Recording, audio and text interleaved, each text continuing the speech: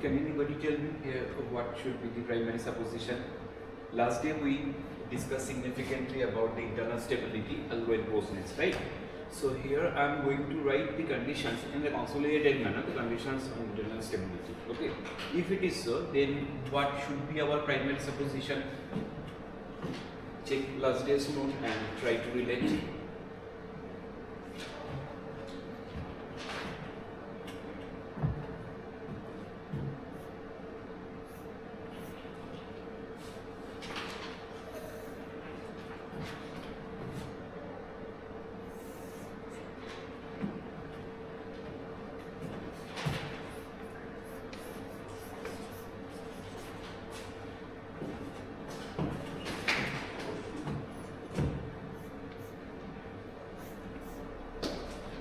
Which condition guarantees us that the feedback interconnection we can expect, or the uniqueness and the existence of the solutions of the interconnection is guaranteed by which condition?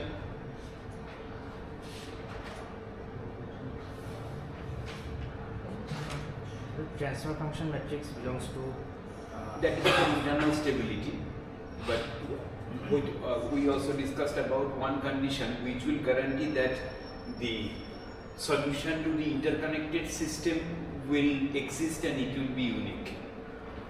well closeness.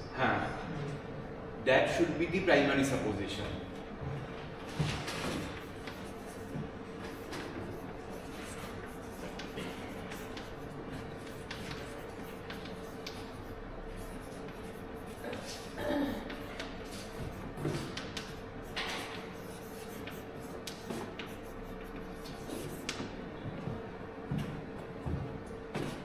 Otherwise, we cannot proceed to internal stability, because if the solution somewhat in between doesn't exist, that means suppose you have interconnected the system with another. Suppose G1 was the original plan. Somehow you have chosen this G2 and you have closed the loop, and all of a sudden, like the example that we consider, that is suppose your G1 is a all-pass transfer function, like all-pass filter. Its transfer function is 1 minus s by 1 plus s. Now, if you close the loop with unity negative feedback, that means here my G2 is simply plus 1, and the feedback interconnection, it is a negative feedback interconnection. Then, if you try to calculate the T, I mean the closed loop transfer function, y2r, simply G1 divided by 1 plus G1 G2, then what will happen? You will find that this transfer function will become improper. What was that? What we found? Can you tell me? 1 minus s divided by s plus 1. 1 minus s by 2. And then again 1 minus s by s plus 1. Originally, the system, this one is a biproper system, and then after doing that, what will you get? 1 minus s. Yeah, numerator. 1 minus s. And denominator is simply 2, right? So it's a 0 degree polynomial. So this is very strange thing, right? That is starting from a biproper system, in the closed loop we have brought an improper transfer function, right? So this is called well closeness problem that we discussed. So this is highly required. Without guaranteeing this, we cannot proceed to internal stability, right? So this is actually well closeness issue.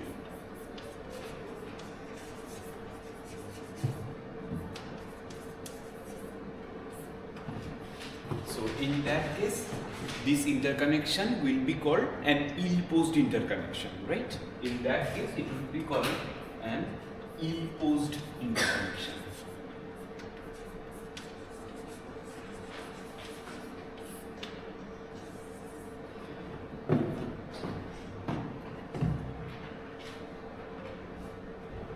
I request all of you just not to write too much.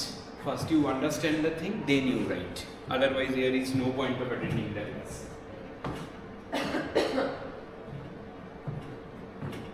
Hello, नीचे ज़्यादा लिखने का ज़रूरत नहीं है. It is better you close your exercise book and only listen to me what I am saying. ये जो तुम इतना तेज से लिख रही हो, बाद में ये नोट किसी को नहीं देना है, बट अल्टीमेटली प्रॉब्लम क्या होगा, जो मैं कह रहा हूँ वो समझ में नहीं आएगा. This is true for all of us. I also face the same problem in Anjan sir's class. When I try to write what he is saying, then at the same time that is I missed what he is explaining. It is impossible.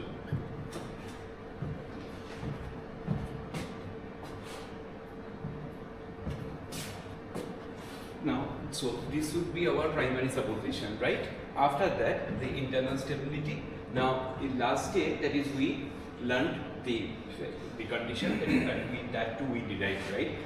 And there, that is we also discussed about the spaces, especially RH infinity. RH2 is still not done because we are still not sure about the H2 norm. That we will understand. But it's one thing, just a moment you can think about this H infinity norm. That is about the maximum gain or the peak value.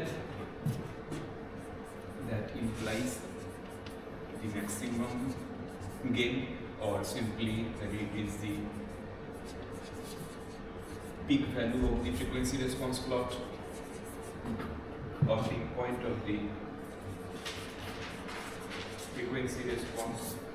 Similarly, although this H2 norm we haven't yet learned, but this is about, it is called about the energy content, right?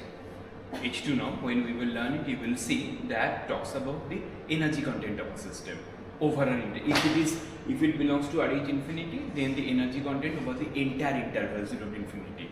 So that's why it is sometimes called energy norm.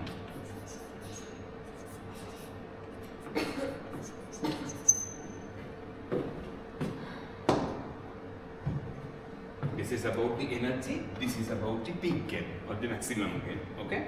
So since it is maximum gain, so that's why, how did we define? Can anybody tell me without seeing your notes, just from your understanding? You have the frequency response, then you have to write down the you have to express the maximum gain. So how can we write? So omega tends to infinity. That is overall omega, right? So now that is for a system, you can either write maximum or supremum. But to be mathematically correct, we should write supremum, right? So that's why to denote the maximum, or rather it is technically more correct, supremum, what is the span? In the frequency domain, what is the independent variable? Sigma, omega. So supremum over all omega. So that's why here we write supremum over omega belonging to R. That too we should consider infinity. Okay? Why we could consider infinity here? Once again, the transfer functions which we are considering, they are proper, not improper. Once again, please be very careful about it.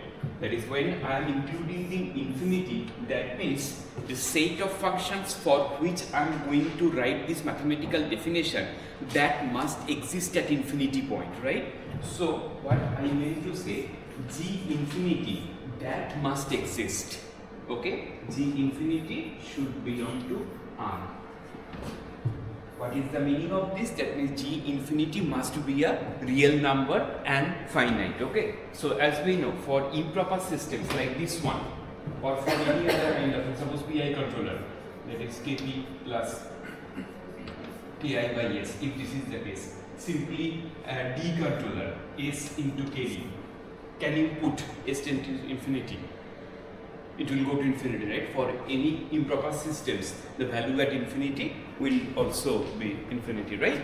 So that's why, that is, if I write a supremum over omega belonging to R, union infinity, that means here implicitly it is understood that we are dealing with all proper transfer functions. Improper are completely excluded. So proper means by proper as well as strictly proper. For both those categories, G infinity will exist, and it would be a, like, it exists means it will be a finite real number. Okay? And still what I'm just writing in, this is for seesaw systems or for seesaw transfer functions. And then in the frequency domain, if somebody asks you what about the frequency response, so what is the y-axis and x-axis? Gain means you cannot simply tell g of j omega. We have to take the magnitude, right? So that whenever we talk about the maximum gain, that means not above, that is over all the possible gains, the maximum one. So how would you represent the gain mathematically? Mod of gj omega, right? So that's why we write mod of gj. That is the definition of H infinity norm.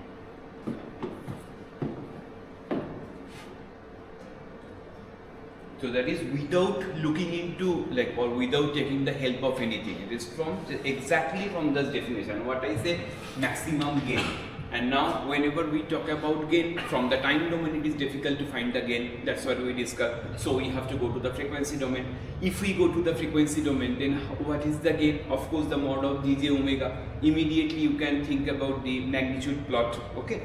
So, and if it is supremum, then over which is independent variable, of course now in the frequency domain t is no longer there. Here the independent variable is omega. What is the range of omega? But all real numbers, so belonging to R. Now infinity point we should also consider. Okay, for that what is the consideration or what is the assumption? That is, we are dealing with all proper transfer functions, right?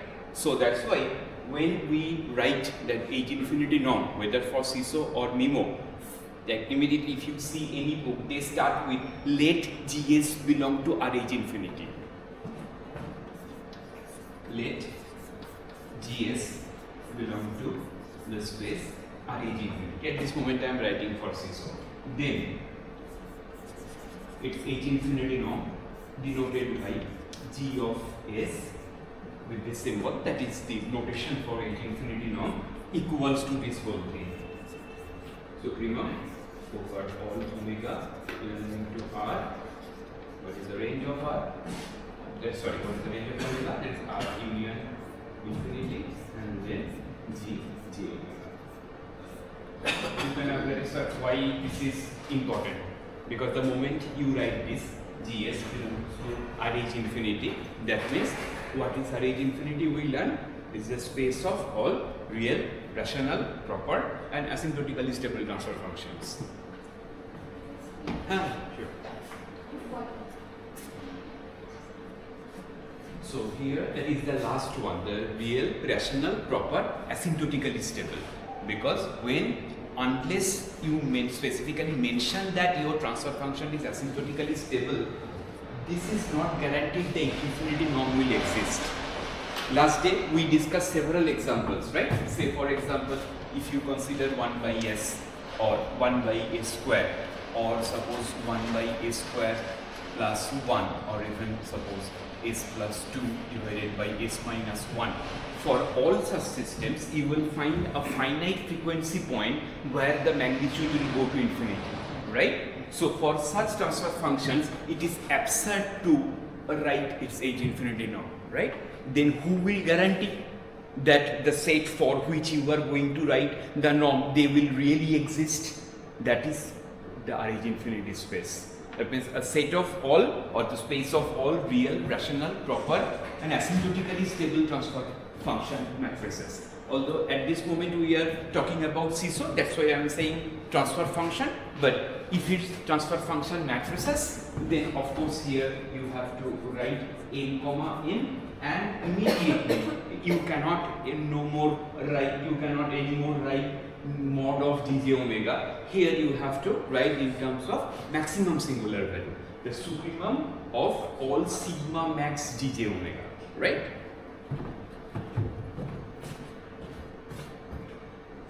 I have revised the concept a little bit so that it becomes convenient for all of you.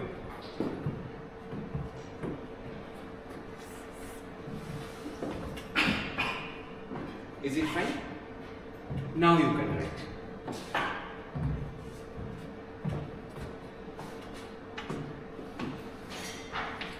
Can you tell me that what were the 4 elements? The first one probably and is I plus G to G1 whole inverse, right? I plus G to G1 whole inverse. I think the last term was also exactly the same. I plus G1. G1. This one, last one, G1. and here it would be I plus G1 G2 whole inverse into G2. Minus. Sorry. I G2.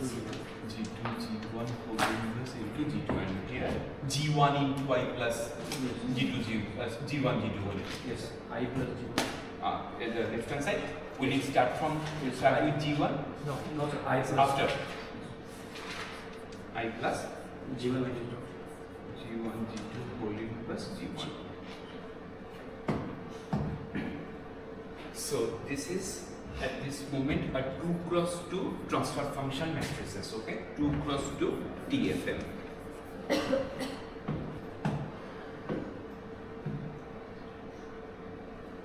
Here also you must be careful, that is, we don't know what is the individual dimension of G1, G2. I know 2 cross 2 transfer function matrix. That means here you have 4 elements and each element is a matrix.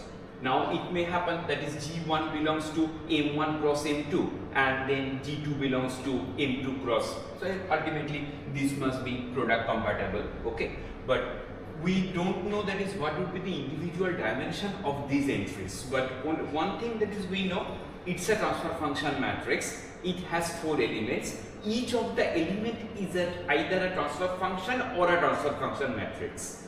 Once again, suppose yours G1 and G2, both of them are CISO.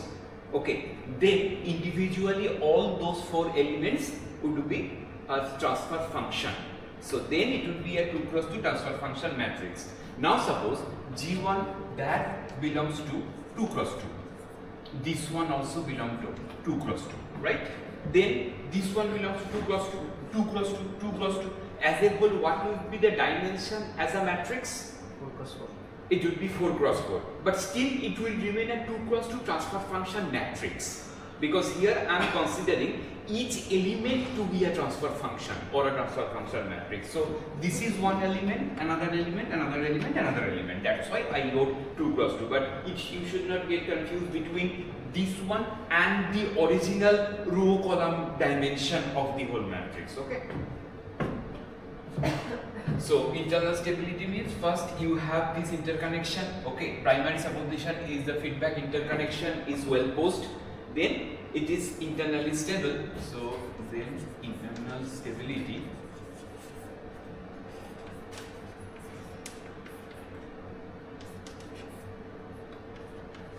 is equivalent to 3 conditions. I am writing one by one. That is here actually I should have written before, so that's why it is now becoming clumsy. You write it in a good way. Now internal stability is equivalent to the following 3 conditions. Internal stability is equivalent to the following 3 conditions. The first one we already derived last day. This transfer function matrix should belong to a range infinity. This other 2 which I will now write, they are not yet known to you. Today we will learn that, and for that we have to learn the operations on the system interconnection. If you remember, that is last day I was talking, that is this transfer function approach and state space, they are equivalent. So if we have derived a condition using transfer function approach, there must be an equivalent condition from the state space approach as well, isn't it? So here that is we are talking about internal stability, and basically internal stability means it is also an advanced version of asymptotic stability only, right? When we talk about asymptotic stability, then we talk about or we deal with only one system. That's what that the other day we were discussing. That is, if you have x dot equals to ax and then x0 not equals to 0, if somebody asks you that is whether this system is asymptotically stable, then you can easily check by different methods. But if somebody asks you that is what is the concept of asymptotic stability, then what would you say? That is, I'll have to check that is whether this xt, whether it goes to 0 starting from x0, or here I can say as t tends to infinity, whether xt goes to 0 at t tends to infinity starting from x0. That is the concept of asymptotic stability, right? But please be careful, here we are dealing with only one system. Now if you have an interconnection, then what will happen? No longer you have only one x, now you have 2x.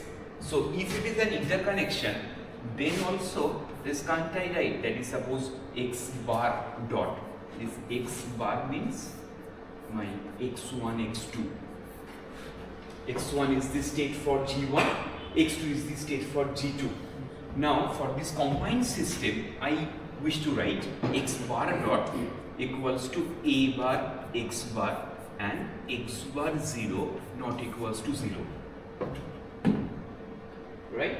For that also, we will get the solution of unforced system, that is x bar t equal to e to the power a bar t x bar 0. I hope it is clear for all of you. Now if somebody asks you this x bar t, will it go to 0 at t tends to infinity?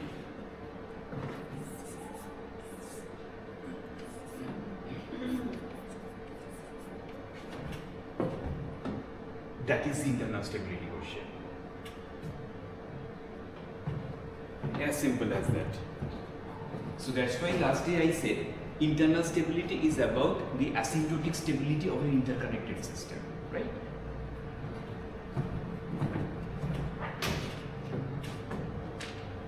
Then if I ask you that why internal stability is important for us, important for control engineers, what would you say? We already learned that even with an example. What would you say? Why why the internal stability analysis is really important? Because if a unstable pole exists and cancel out, if hidden mode is there, then hidden mode or unstable mode is there, then Hidden, it can be stable as well. Hidden, that means suppose you have a like pole zero cancellation. That means that particular pole is getting concealed or hidden. Now the problem occurs if it is unstable. If it is stable, somehow you can manage. There might be a problem with controllability or observability, but since that mode is stable, so it cannot like outside. that is observability problem. But even if it occurs, or even if there is, suppose that cancel mode is uncontrollable, it is observable but uncontrollable. Okay, once again for all of you, that is we are talking about this pole zero cancellation. That is once again here the question I asked, that is why internal stability analysis is important for us, right? So for that, would you like to answer? You knew. Explain. Actually, if we do there is a lead analysis, then if there is pole zero cancellation occurs, then it will be difficult to see whether the unstable modes got cancelled or whether it is there. So for that reason only we will be checking internal stability. You already said if there is unstable pole zero cancellation, then after that. Unstable pole zero cancellation, if unstable pole zero cancellation occurs, then it is not Then where we will have difficulty? we cannot have the controllability problem will be occur, no? Controllability and observability problem will be occur, stability problem will be occur.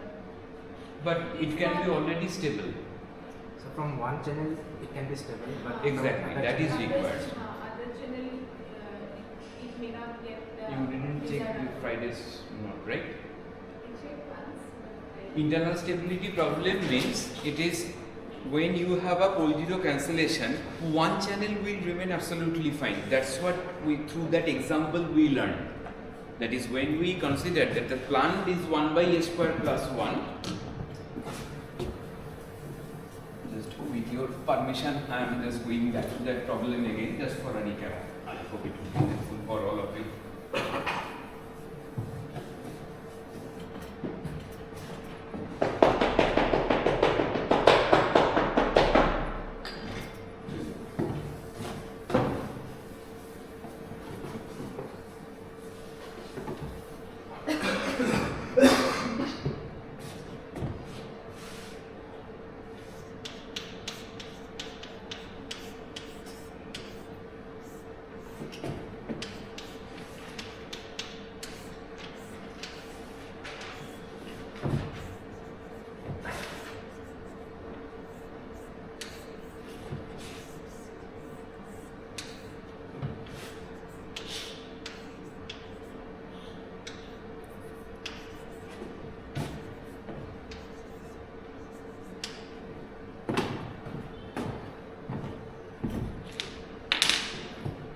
an example of unstable pole zero cancellation, right? This 0 at plus 1 is going to cancel the pole at plus 1. Now, if you consider this R2y, this channel, suppose the loop transfer function L of s equals to G2s into G1s, it will simply be 1 by s square minus 1 into s minus 1 by s plus 1, so it will be 1 by s plus 1 whole square. So it is reversible, no doubt about it. Reversible from R to Y. That's what. That is this L, that is for this one is reversible, right? So there we don't have any problem. And now that is, even if you close the loop, then also it is not a problem. Suppose when, if you close the loop, then what will be your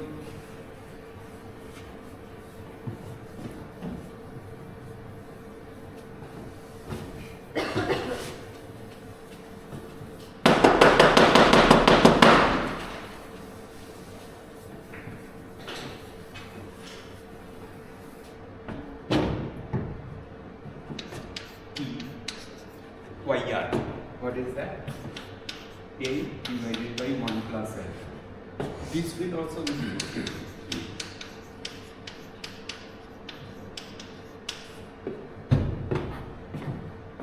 So that is we are talking about if you close the loop, then also it is not a difficulty.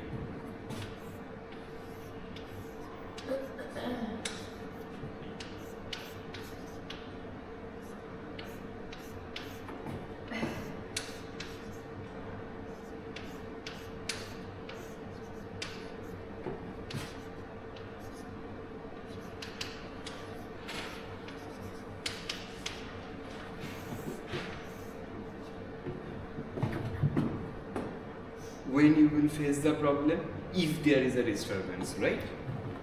So our problem is, now suppose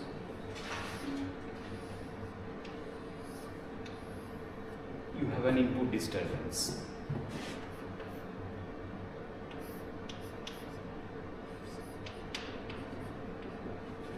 D.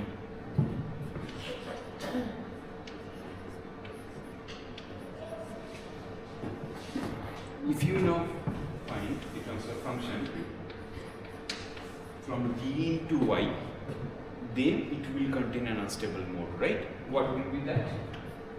So I believe it will be G2 by 1 plus G1 G2, right?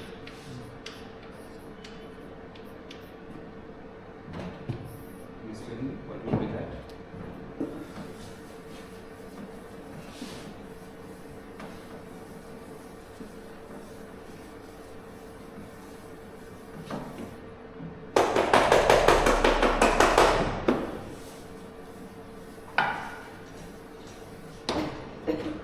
S plus 1 divided by S minus S plus 1 divided by S minus 1 into S square plus plus 1. S square plus S plus 1 whole square plus 1. S 2 S S plus 1. So now you see this is unstable.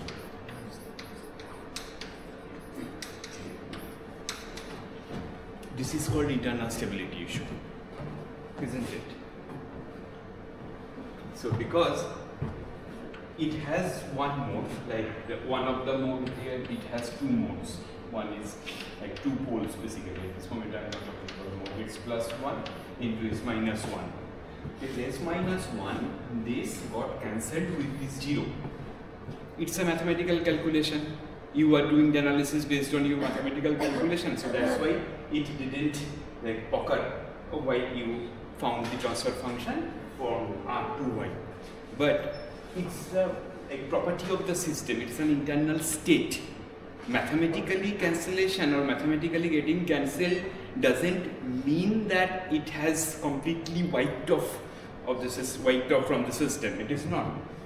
It is internally, that mode will always be there, and whenever it gets excited due to some condition, immediately then that is it will explode. Why? Because that too I explained, that is finally your final output, that is yt, then that would be, that is y, due to R, since it is linear time integrated system. So the contribution due to R keeping D in 0 plus contribution Y due to D in keeping R equals to 0, right? Then this will remain bounded because here this channel is bigostable, but this will become unbounded, and as a whole it will remain, it will go unbounded, right? So that is when is the problem? So this only one channel is bigostable, and in that case if you consider that your D in it is 0, that means considering a hypothetical condition or ideal operating condition, it can go fine. But in practice, you cannot guarantee that is there will always be zero error, or sorry, there will always be zero external disturbance or noise. So anytime some parametric variation, change of operating point, disturbances, noises, they will come up. You cannot like nullify them, or you cannot guarantee that is no, I will design the environment or the operating conditions such that there won't be any disturbances at any time. That is absurd. So then what will happen? The moment there is this excitation, that is when that can cause that unstable node to trigger, then as a whole it will go unstable, right? So this is for the internal stability issue. In one channel or few of the channels, suppose they are stable, but we should not be like very happy if we don't check all the channels. So internal stability means from all the exogenous signal to all the internal signal, the transfer function map that must belong to RH infinity. Okay, so when you are writing that, then you are checking about the possibility of all those interconnections, not only from Y to R. I mean, with respect to this diagram, not only from Y1 to W1 to Y1, not only W2 to Y2. We are considering about all. That is, here you have two exogenous signal, and then we are talking about two internal signal, the U1 and U2. These two we have considered. We could have considered Y1 and Y2 as well. Then also it would have been the same. If you have that is one internal, if you consider one set of internal signals, then immediately the same thing would be for the others. Okay, because it is already the system is well posed, and then as a whole we are checking the internal stability. So here you have two exogenous signals W1, W2, you have two internal signals U1 and U2. So if you think about the mapping from W1, W2 to U1, U2, then you must have a two close to transfer function mapping, right? The four elements. And now internal stability means this transfer function matrix as a whole must belong to RH infinity. So what does that mean? That is, each and individual transfer function elements, they must belong to RH infinity. In that case, we will say it is internally stable. Okay, but this is the checking condition or the concept of internal stability via transfer function approach. If somebody asks you, that is, I want to understand internal stability from scratch, then what would you say? For that, I explained this one. Whenever we talk about internal stability, that comes from asymptotic stability, and if we have to talk about asymptotic stability of a system, we always consider or we always check the behavior of the internal state. That is very important to us. So there we cannot simply talk about, or we cannot simply rely on the input-output relationship that you already know. That is, when you define bigostability, then we discuss or we check only the input-output stability. But when we think about internal stability, when you check asymptotic stability, you have to think about the internal behavior of the system.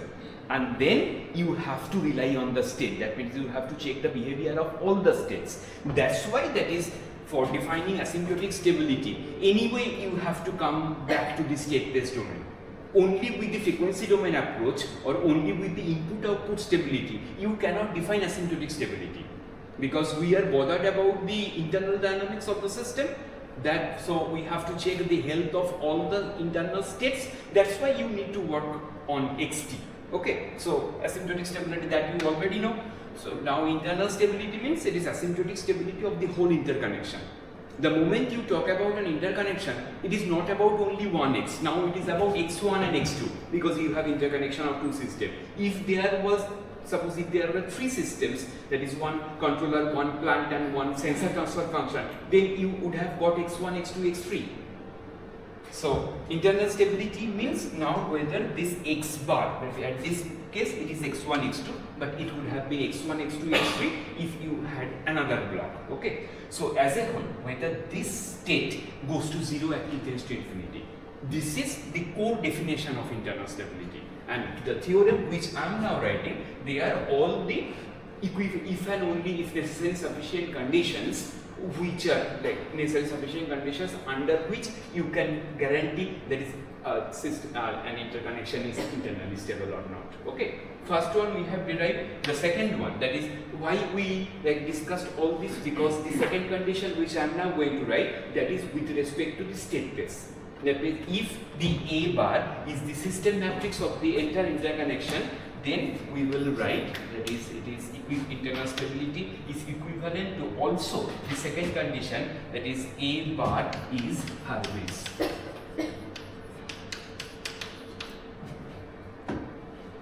I hope now you have understood. That is why I discussed so much about the state space description, all the things, because the second condition comes from the state variable approach. Okay.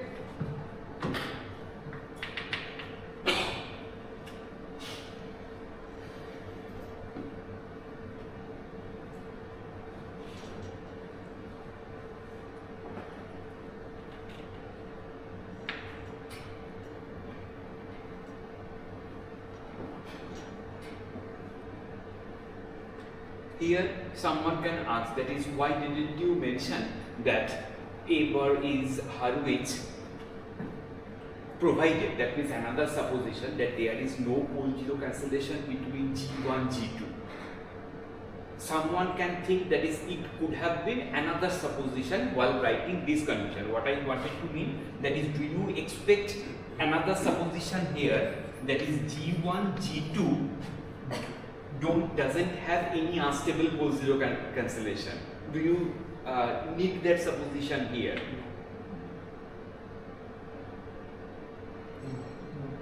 Why? Because condition, because A already have Because The condition A is Hurwitz, but for that do you need any supposition?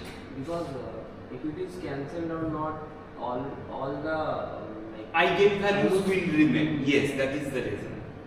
That is this A bar, where it will have contributions from A1, A2 and the cross-coupled terms, all of them will be there. So suppose while forming the loop transfer function G1, G2, even if some of them get cancelled, but when you check the eigenvalues of the whole A matrix, the eigenvalues won't be cancelled. They will be there. If you remember last semester, we discussed about the minimality, like full state controllability and observability. Do you remember? The minimality means, in the CS class I said, a minimal state-based representation means fully controllable and fully observable. Okay. And what is the reason for this loss of controllability or observability? This is unstable pole zero cancellation, right? Or rather, sorry, the other way down. You can think about, that is, if there is a loss of controllability or observability, it will lead to a unstable pole zero cancellation. So while you form that loop, that G equals to suppose G2, G1, here you may get the provision for this pole zero cancellation. It may be stable, it may be unstable. Okay.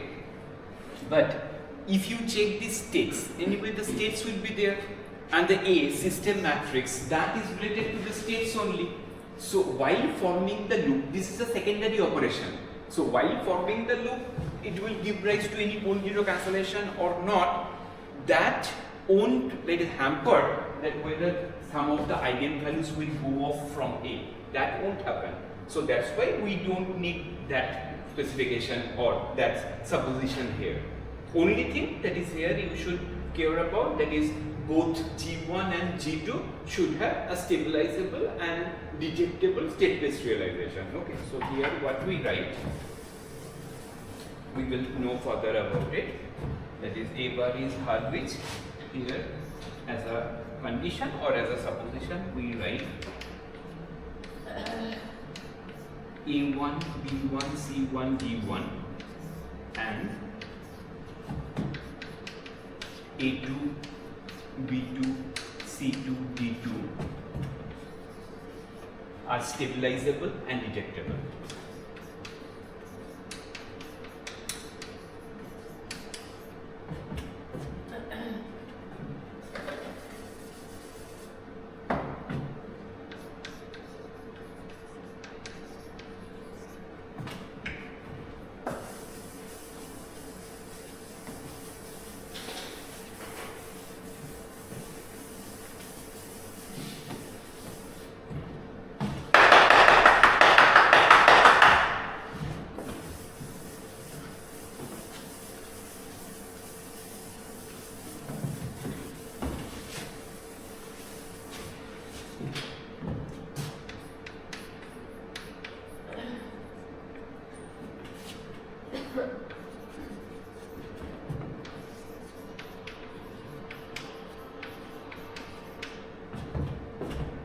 These two terms, stabilizability and detectability, they can be new to some of you.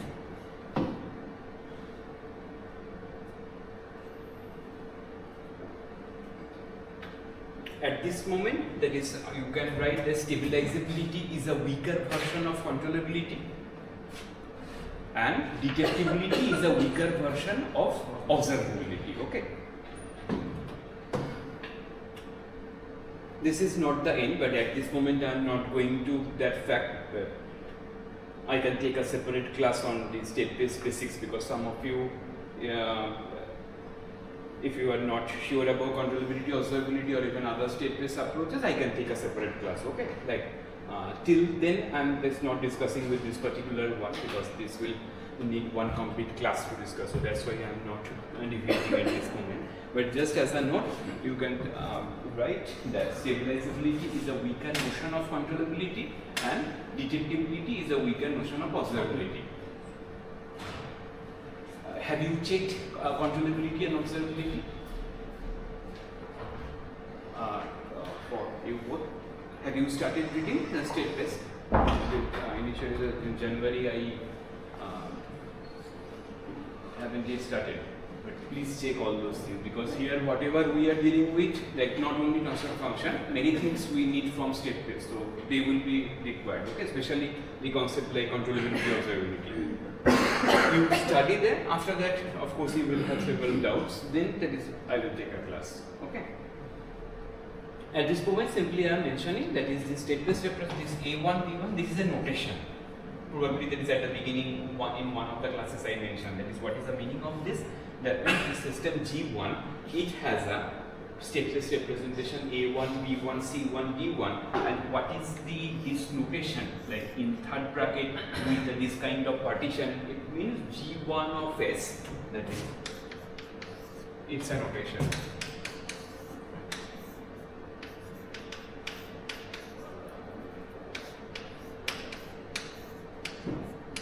This means actually C into Si minus A inverse into B plus D, which is the transfer function GS.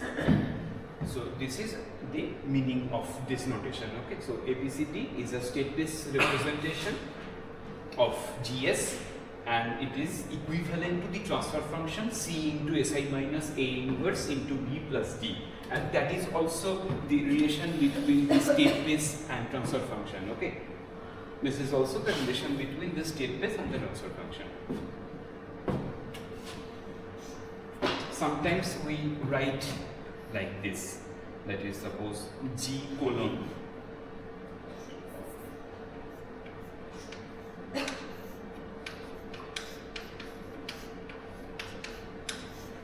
in some books or in some of the papers you will find that is they write in this way, G equal to above it's a S, because actually you cannot simply write equal to, because this is a transfer function object, this is a state space, but there is a relation. Just to mean that one, we use this kind of symbol. And if in addition, if I write minimum over here, then it would mean that ABCD is a minimal state-based realization of that system. Is minimal means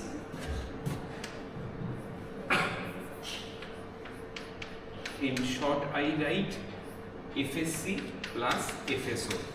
What does that stand for? This acronym, fully state controllable plus fully state observable. Minimal state-based realization means the states are, all the states are controllable and all the states are observable too. So in short form, I write that is FSC, fully state controllable, and FSO means fully state observable. Okay? That is, they together we call it's a minimal state-based realization. This min stands for minimality.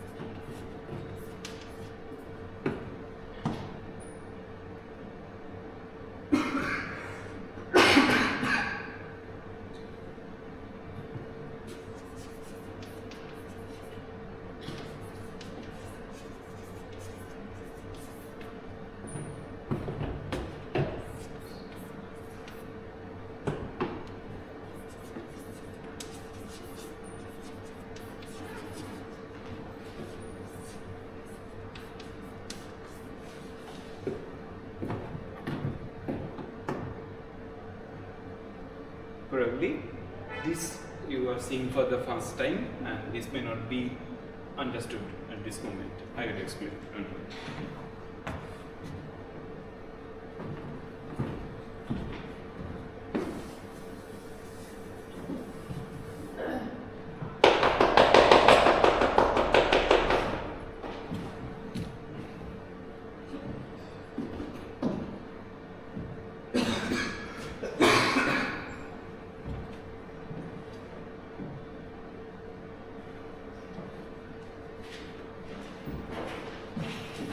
In case of Nemo, why do you need this? Why do you need a determinant? If you simplify the problem, see. In case of CISO, we easily write that a closed loop transfer function T equal to L by 1 plus L, right? Where F means G1, G2, or then you can in CISO faces G2. What about the closed loop poles? Simply the poles of T.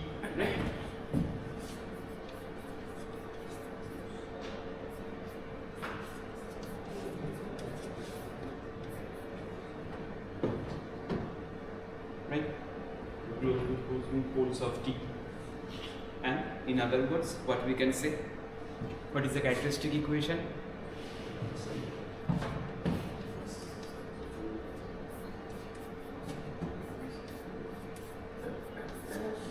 Closed loop pole means the roots of the characteristic equation.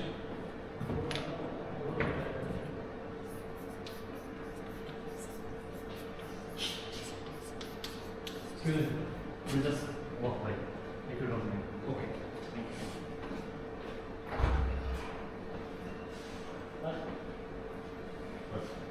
How many of you? Only two. Which class?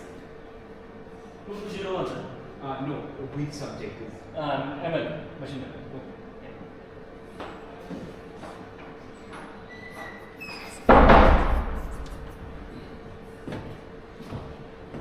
This is called external disturbance, isn't it? This is like external disturbance which you cannot control. That's what we were talking about. That is, it is not at all sufficient to check only your stability. Because even if I don't want, that is, can I restrict it? No, it will happen.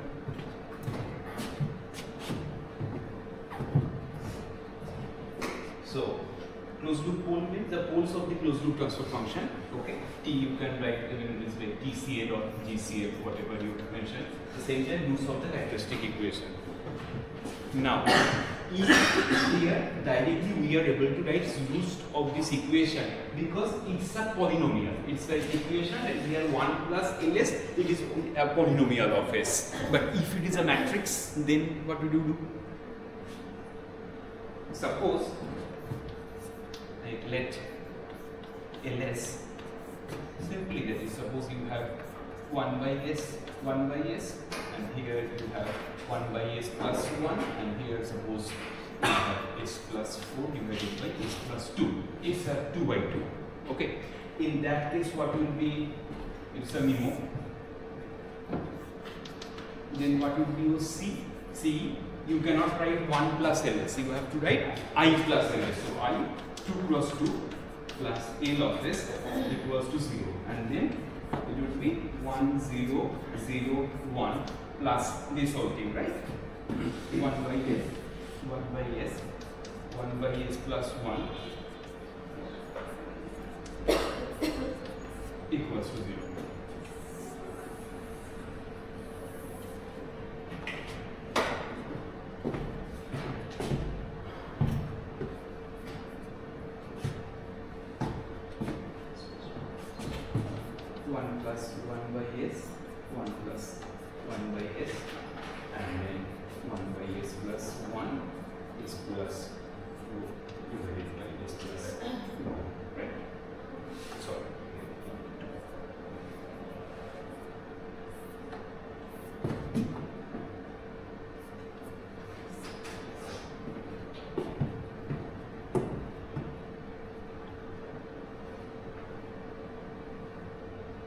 From that we cannot get any information.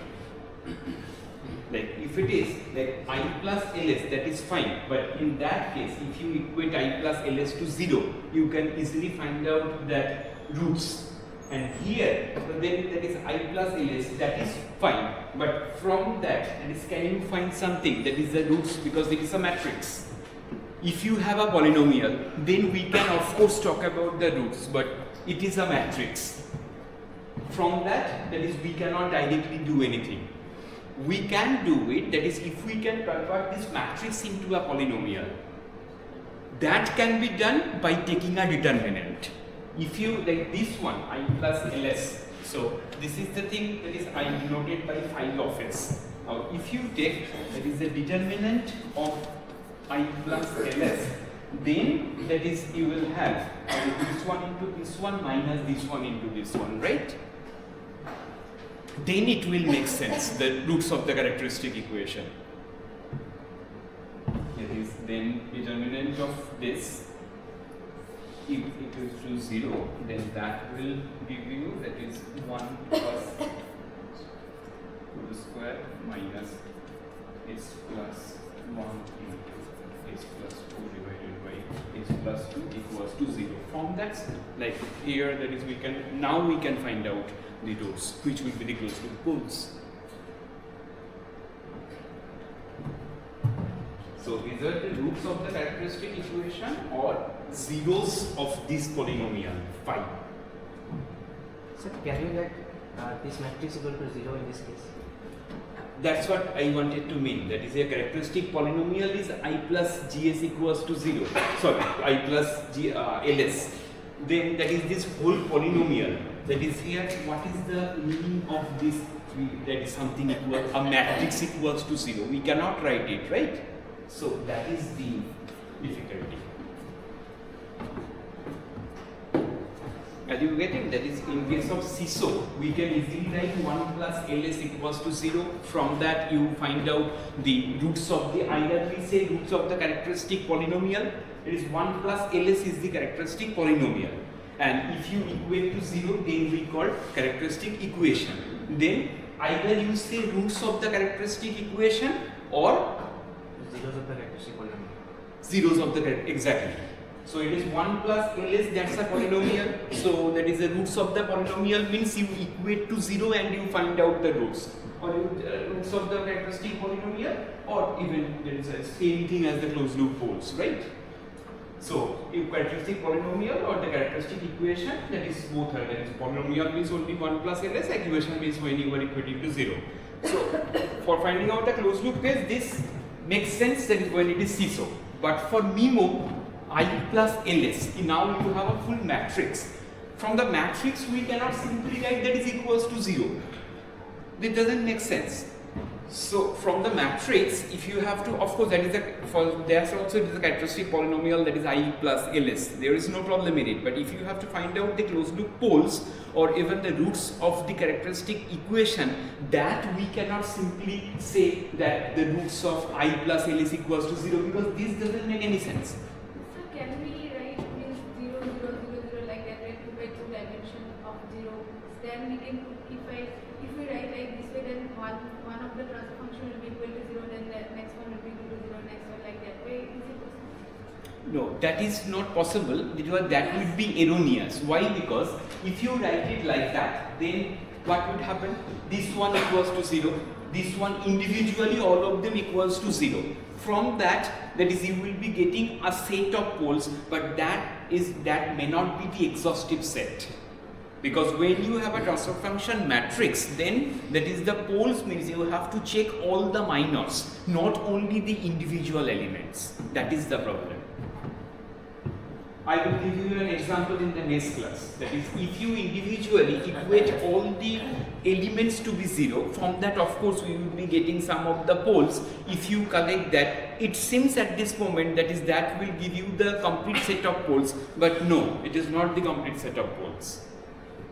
And here in that case, that is when you have a matrix, like simply we cannot equate a matrix to 0, because from that we cannot find out the roots. So that's why from a matrix, first we will have to find or convert it into a polynomial.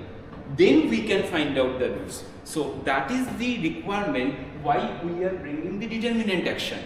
That is determinant of I plus ls, that will convert the matrix into a polynomial, and then you think about the roots of that polynomial.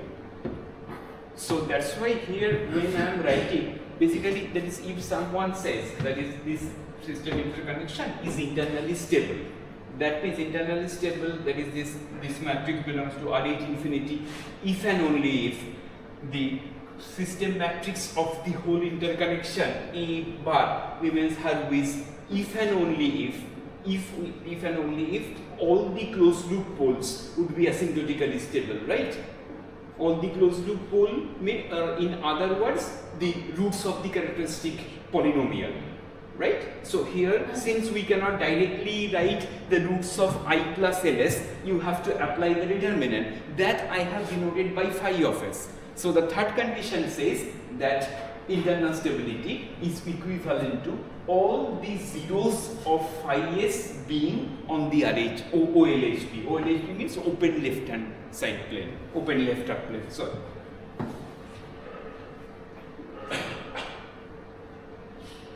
We will discuss more about it, but at this moment I give you the link or the situation, that is, if you have to talk about that is, or it will give there is once or twice you asked, that is how to define the closed loop poles for a MIMO system. So that is we will talk about multivariable poles and zeros, but at this moment that is I described the situation, that is why only from I plus ls we cannot talk about the closed loop poles. We have to convert it into a polynomial. Okay? But now here we have a problem. Because when we are taking that I plus G1, G2, it's a frequency domain object, and then you are converting that matrix into a polynomial by determinant action. Here you will have that like discrepancy of pole zero cancellation, isn't it? Because here we are working with the transfer function object. That means there is a possibility of pole zero cancellation. So that's why here you need a prerequisite or the supposition that provided there is no unstable pole zero cancellation while forming the loop. That I'm going to write.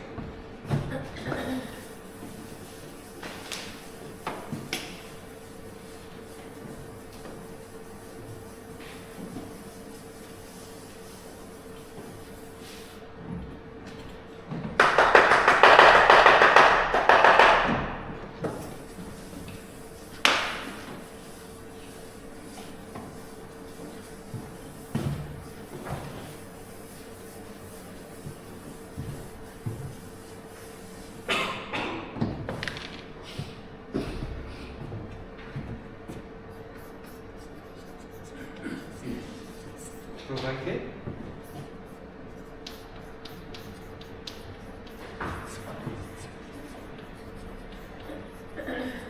does not have any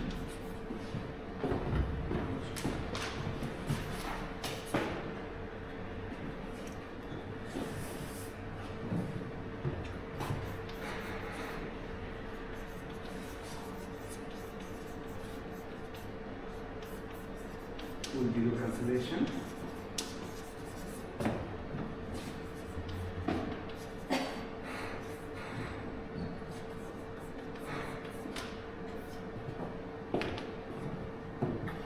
What is the meaning? G2, G1 does not have any pole zero cancellation on the entire CRHP. That means closed right half plane. Because I said that is you cannot also allow any pole zero cancellation on the j omega axis. So closed right half plane means the open right half plane union the boundary j omega axis. That is the meaning of CRHP.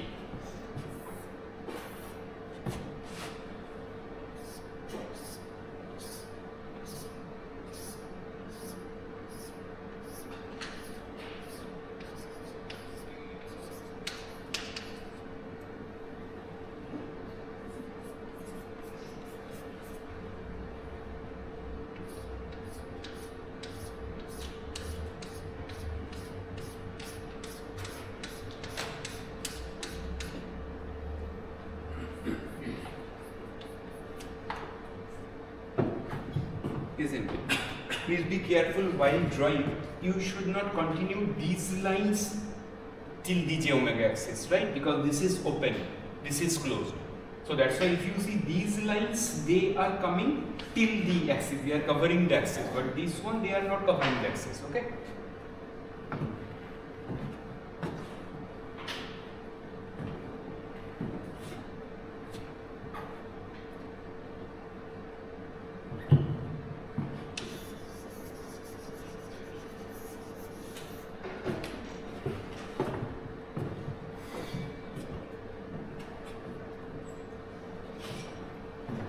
Did you draw it correctly?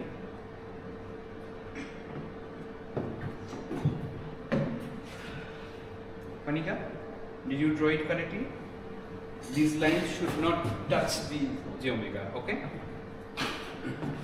Now, could you see that is here we have already encountered many situations where we are seeing this product of two matrices or two transfer function matrices, like you have G2 G1, right, and then I plus G2 G1 whole inverse. That is, we are coming here I plus G1 G2, then here already here I plus G1 G2 whole inverse. That means G2 G1 means a cascade, right? And then that is I plus G1 G2 whole inverse, that means it's a interconnection. So we have to find out the state-based representations of those objects. That is the reason today initially if you see this side I wrote that is the operations on state space interconnections, right, or system interconnection. That's why it is now a necessity that we'll have to learn how to find out the state space representation of those combined objects. Have you got my point? That is, here we could see that is not only G1, G2, I plus G1, G2 whole inverse. So if somebody asks you that is what is these are the individual state-based representations. Now if someone asks you that is what is the state-based representation of G1, G2, still that is not very tough.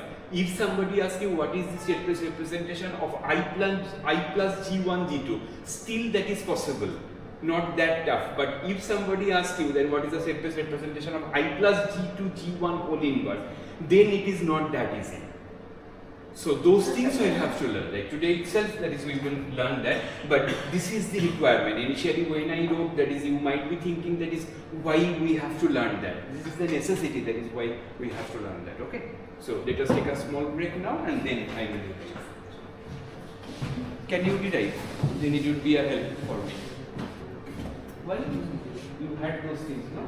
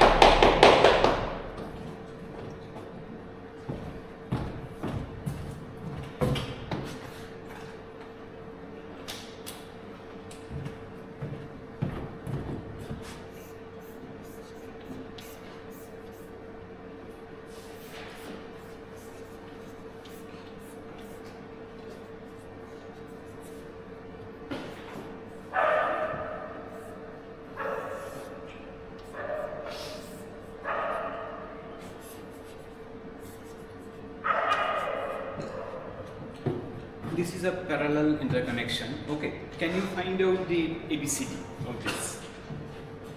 Individually, suppose they have the representation like this one. Individually, I can mention.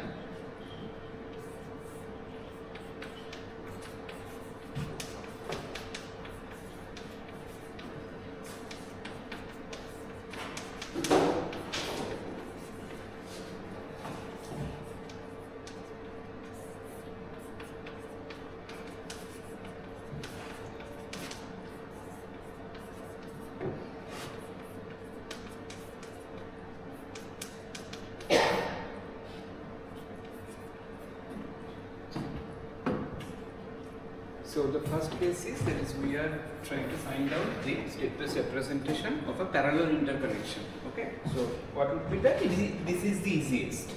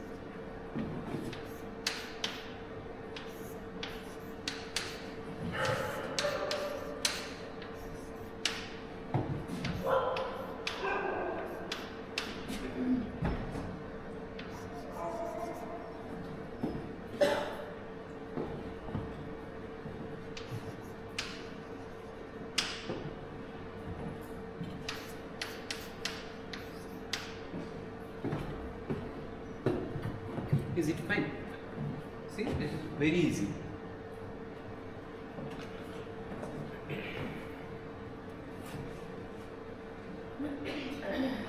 After that, please proceed to find if you have that interconnection G1, G2 cascade.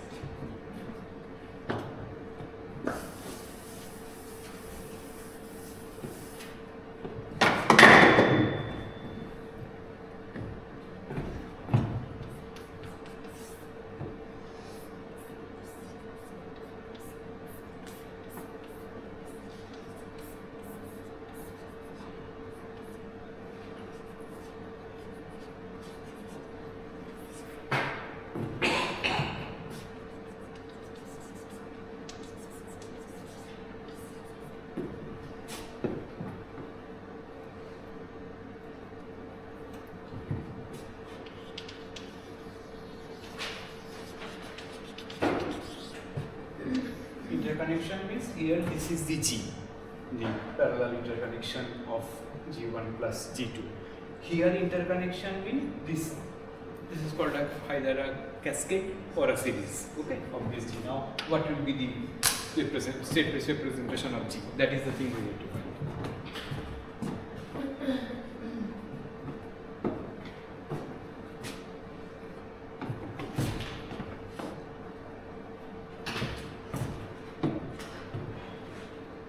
We'll start with the second one, okay?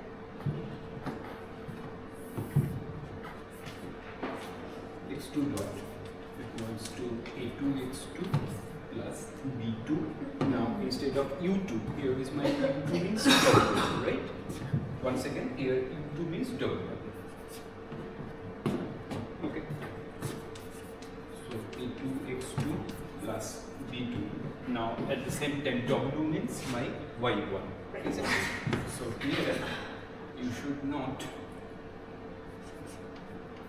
w equals to u2 equals to y1. I hope all of you will agree with that. That in this case, w means your input to the second system, so u2, and the same thing as output of the first system, so y1. If it is so, then a2 x2 plus b2, instead of w, I can directly write y1.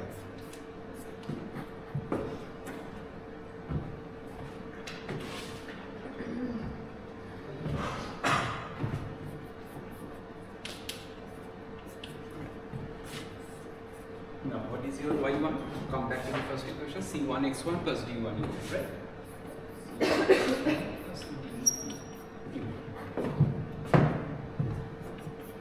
So, a2 x2 plus b2 c1 x1 plus b2 d1 e1.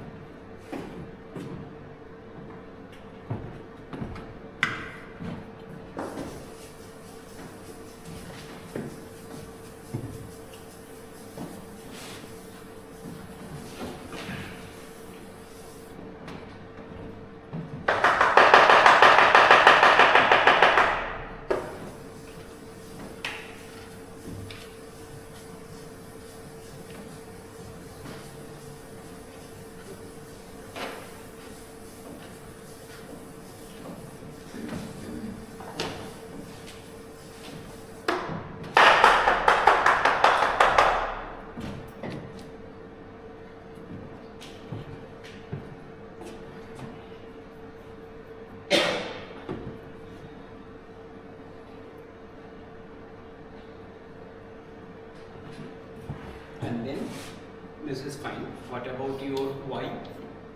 So y equals to y2, that is c2 x2 plus d2 u2. So c2 x2 plus d2. Now my u2 means w, and that means y1, isn't it? So here I can directly write y1. Then c2 x2 plus d2. y1 means my c1 x1 plus d1 u1. So that is c2 x2 plus d2 c1 x1 plus d2 d1 u1. Please check whether I did any mistake.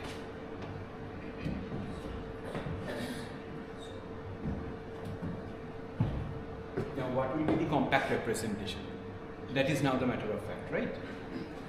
So as a whole G, so for that again now it depends upon that is whether you are going to define your x to be x1, x2 or you define to be x2, x1.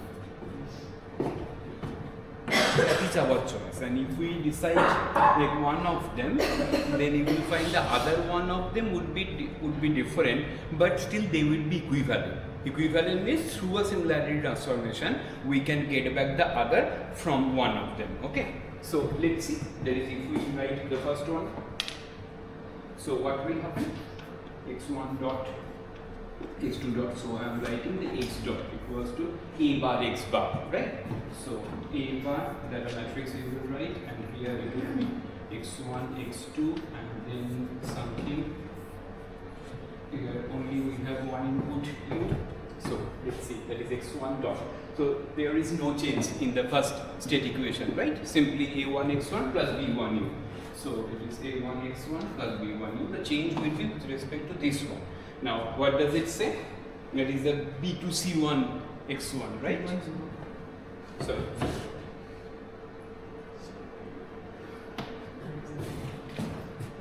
that's what I was thinking, because in both the cases it will be either a lower triangular matrix or upper triangular matrix. Very good. So here, I should write b1, and now that is in this case it will be b2c1 x1, a2 x2. So it is b2c1 x1, now a2 x2. And what is about the second one? b2 d1. Fine. Similarly, if I have to write y, then how it will be? What would be the new C matrix or the C bar matrix? d2c1 x1, c2 x2, right? So here d2c1 x1 and c2.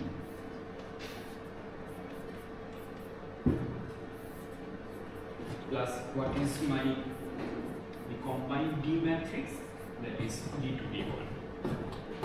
So this representation as a whole stands for the G.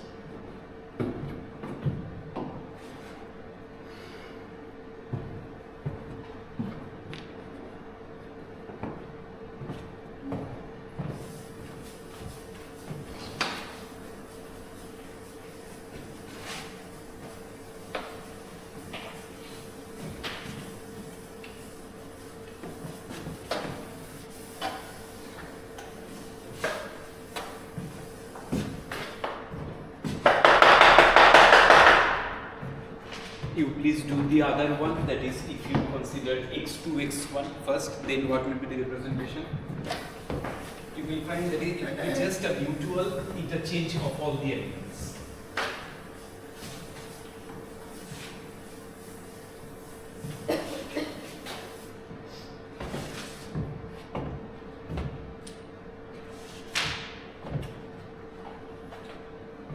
So, if I now write x2 dot x1 dot,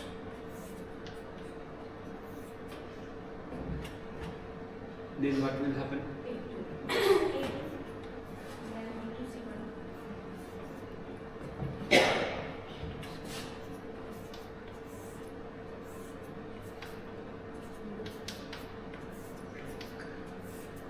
And this is, isn't it? And then what about my B? It will also be accordingly to the same, that is b2 d1.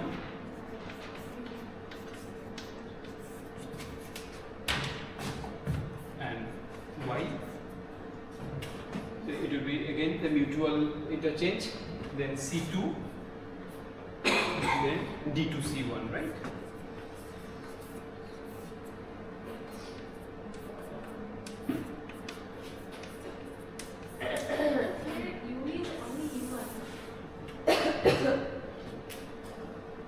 U1 and U, both of them are same. Okay.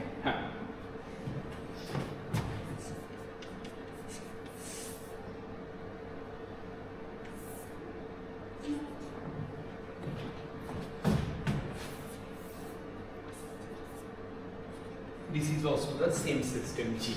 what I wanted to mean, that is, if this is the A bar, B bar, C bar, and suppose if this is another A bar, B bar, C bar, these two are related by a similarity transformation. Okay, if you write A1, A bar 1, B bar 1, C bar 1, that is what I wanted to mean. A1 bar, A bar 1, B bar 1, C bar 1,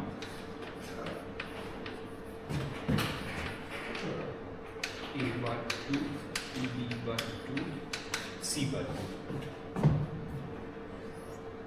through a similarity transformation matrix. Try to find out that matrix. Not now, after going back to probably it would be 1 0 1 1 or something like that. Okay.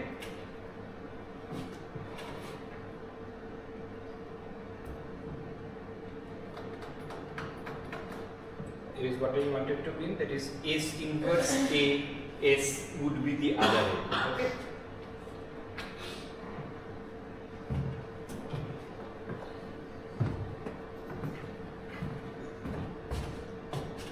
That is possible to do. Now the case is that this is equivalent, and also that is, if I ask you, that is, what are the eigenvalues of the combined representation, what you say by looking at the A bar.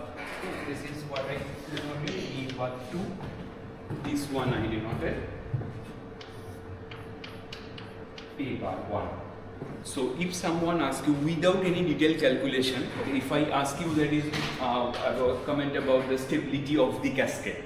Suppose you individually know the stability properties of G1, G2, you have cascaded, then can you easily or can you quickly comment about the stability of the cascaded representation? How? Like by looking at the eigenvalues of A1, The system matrix is A. Or intro first? by looking at the eigenvalues of A1 and A2. You? Same, if we know about the system matrices A1 and A2 and their eigenvalues, then it will be, because How would you be sure that is only the eigenvalues of A1 and A2 individually, they will help you to decide the stability of the whole interconnection? Because Because it's it upper is the upper triangular. triangular. That is the main reason. Why that is initially, that is I made a mistake, I wrote B1, then I was thinking, because I remember that both of them, one of them will be upper triangular, another one is the lower triangular. If it is so, then the eigenvalues of both this one as well as the other one, they will be decided by the eigenvalues of A1, A2. So what I mean, the spectrum of A bar is the union of spectra of A1 and A2. Once again, the spectrum of A bar is the union of the spectra of A1, A2. Okay. This is the symbol for spectra. So the sigma of A bar is a sigma of A bar, A1 bar, A1,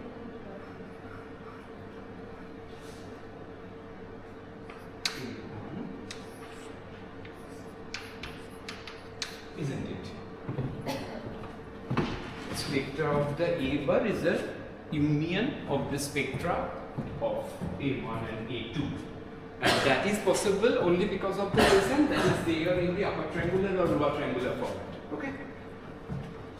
Now, if it is other way around, like suppose if you have G1 first and G2, like suppose if you first G2 and then G1, then it would be different. Let's see, because we often have problem with that.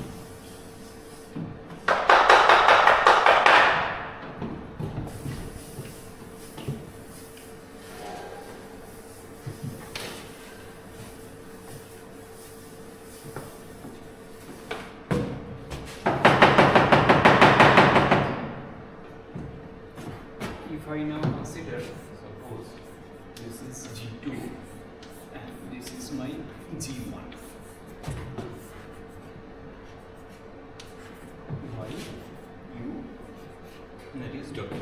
Okay. X we will consider x1, x2, and then we will compare with this representation. Okay.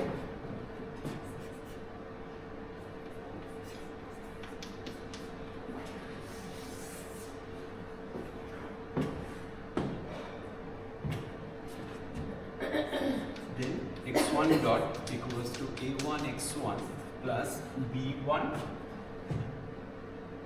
u.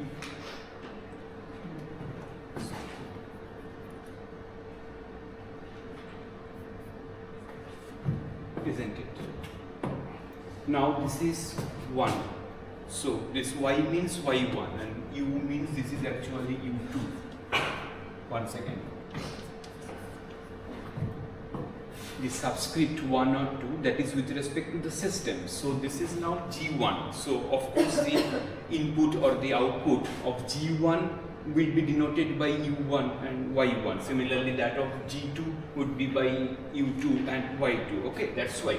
Now my Y means Y1 and U means U2 because G2 is there on the left hand side and G1 would be after that. And this signal, this is input to the first system, so this is regarded as U1. The same thing as the output of the second system, so it is Y2. So this is my V1 U1, the same as A1 X1 plus B1 Y2, isn't it? Equals to A1 X1 plus B1. Now Y2 means the output of G2. That will be C2 X2 plus D2 U2. Either you write U2 or U, both of them are the same. Okay. So ultimately what happens? A1 X1 plus B1 C2 X2 plus B1 D2 U2. It is sequence U. And my Y equals to C1 X1 plus D1 U1, the same as C1 X1 plus D1, and U1 means same as Y2. So C1 X1 plus D1, then again the same Y2 means C2 X2.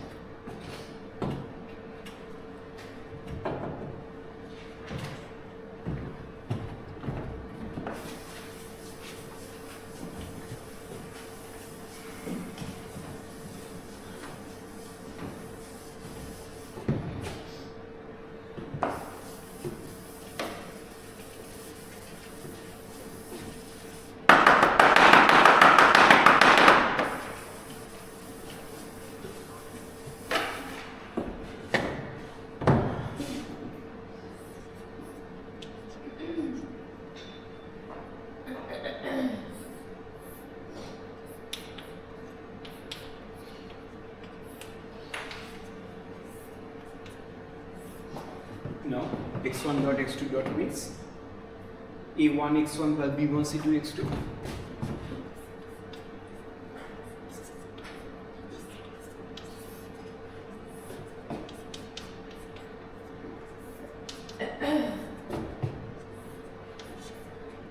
And x2 dot means that will remain the same one.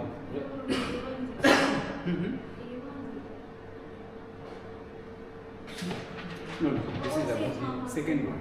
0 A2, right?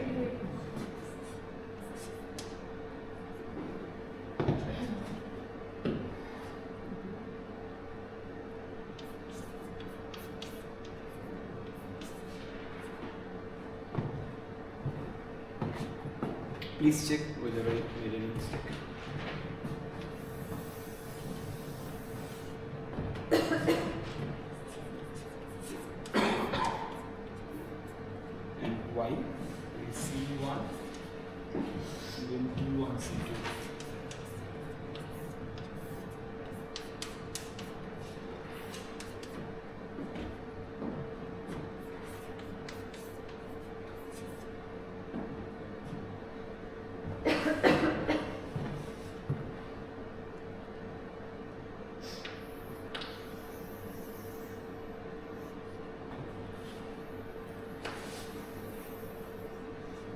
you compare this one and this one.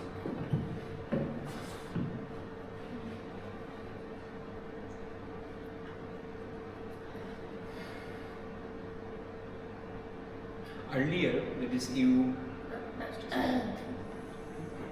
earlier you might have a feeling that is when we changed this one by a similarity transformation, then maybe it would be same as that of this one, but you see they are not the same. Are you getting? Initially we found the state space representation of G2 G1. Here your G means G2 G1, right? Now if you see in that case, suppose it is G prime is your G1 G2, isn't it? So G and G prime, they are not the same.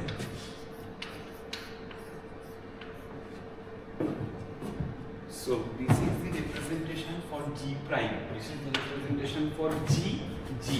Please compare all those. What, like my observation is, we first found this one A1 0 B2 C1 A2. That can be easily transformed to this one A2 B2 C1 0 A1. You see, that is just a mutual interchange between the elements, but no new elements. None of the element has changed, right? Only the mutual shift or mutual interchange between the elements, right? So that because the system remains the same. In that was all that was G equals to G1 G2. Here also the G means G2 G1. Sorry, not G1 G2. G in both the cases it is G means G2 G1. Only thing that is whether you consider x1 x2 or x2 x1. Based on that, you will have a state-based representation that has to be equivalent, because otherwise for the same interconnection you are getting two representations that cannot be separate. If they are separate, then actually there will be like no uniqueness of the properties, right? That cannot be. So for the same interconnection G2 G1, we can have these two state-based representation and they are mutually equivalent. They are equivalent to each other. Equivalent in what sense? By similarity transformation.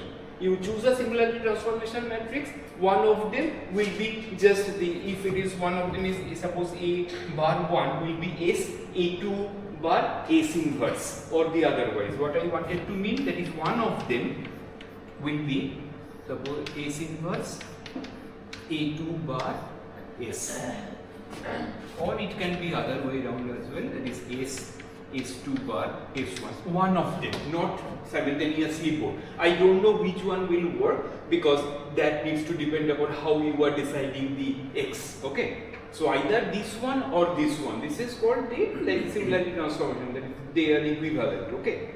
But now if you compare, like this one, like the structure is pretty similar to that one. Here we had that is A2 B2 C1 0 A1. Here also you see this element is 0. But you see here they, like, although A1, A2 remains the common, you can talk about, okay, they are just the mutual shift. But you look at the other element, here it is B1, C2, there it was B2, C1. That's what I am talking about. That is, these two, apparently they seem to be similar, but they are not similar, they are different.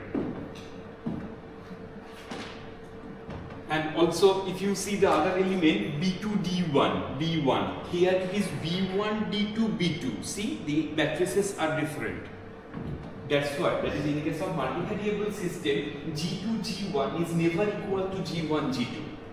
Please don't get confused about the similarity, that is two form being similar and with a different interconnection. Please be careful about that. Once again, these two, whatever we have got, both of them, this one as well as the one, they are similar to each other, okay, for the same interconnection G2 G1. But the state-based representation of G2 G1 and G1 G2, they are not at all similar or same. That is the important point. Once again, the state-based representation of G and G prime, they are neither similar nor same. You might expect that is these two will be similar, but see, they are not similar.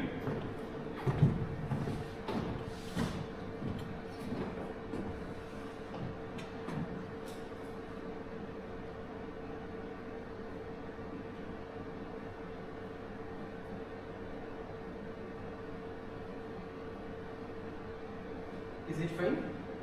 Okay, then today it is almost 7, so I'm not extending further. Although I wanted to finish that of the feedback interconnection by today, but anyway I couldn't.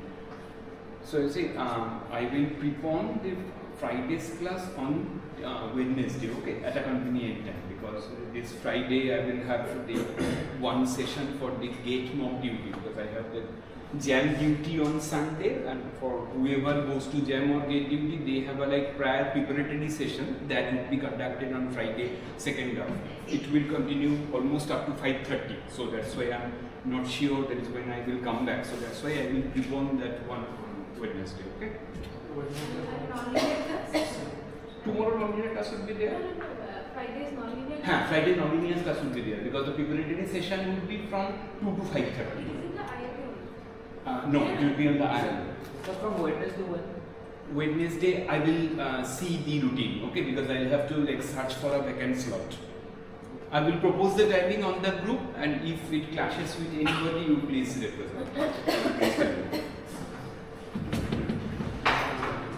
Is it fine? Whatever we have discussed today, is it fine?